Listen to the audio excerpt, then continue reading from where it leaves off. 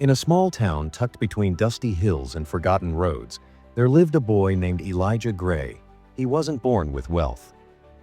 His clothes were hand-me-downs, his family often struggled to make rent, and most nights, dinner was a creative mix of whatever was left in the pantry. But Elijah had something the world couldn't measure: an unshakable dream. From a young age, he was fascinated with technology.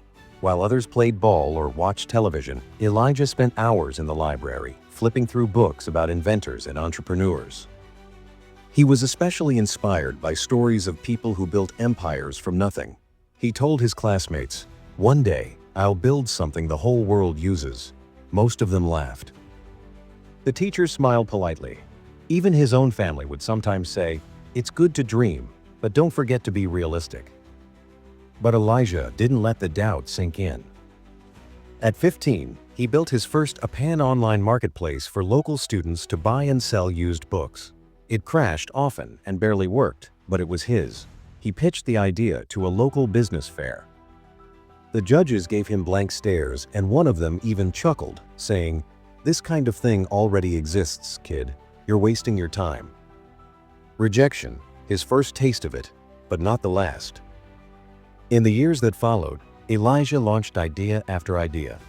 He built a food delivery app before it was trendy. No one used it.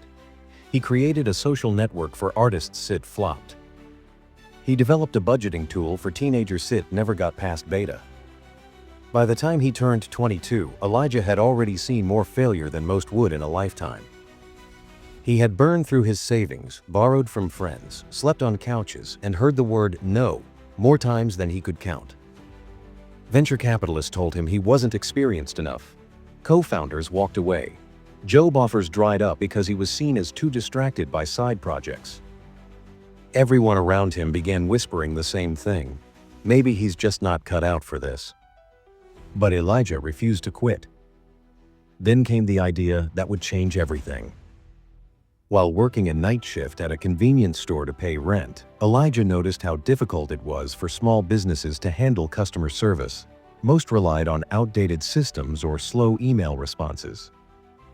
The big companies had expensive AI, but local shops were left behind. What if, he thought, I could build an affordable, intelligent customer support platform for small businesses? He went home that morning and started coding. He called it Loop. He didn't have money to hire a team, so he learned everything: design, front-end, back-end, marketing. He worked 18-hour days, eating instant noodles and dreaming of the moment someone would finally believe in him. And once again, rejection followed. Dozens of investors turned him down. One said, "You failed too many times to be worth our risk." Another emailed back just 3 words: "Not a chance." But this time, Elijah didn't let it sting. Instead of seeing each no as a door slammed shut, he saw it as a step closer to the right one opening. Eventually, a small business in Ohio agreed to test Loop. Then another. Word spread. Shop owners loved it. It was simple, efficient, and affordable. Elijah started getting emails from companies across the country. 3 years later, Loop had grown to serve thousands of businesses. Elijah finally secured funding not from Silicon Valley, but from a former user who believed in him enough to invest $500,000. From there, Loop exploded. It expanded globally, bringing smart, AI-powered support to the smallest of businesses, from a bakery in Spain to a bookstore in India. By year 5, Loop was valued at over $1.2 billion. Elijah didn't forget the rejections. In fact, he kept a notebook where he'd written down every no, every dismissal, every failure. On the final page, he scribbled in bold letters, "Rejection isn't the end. It's the beginning of the story you'll one day be proud to tell."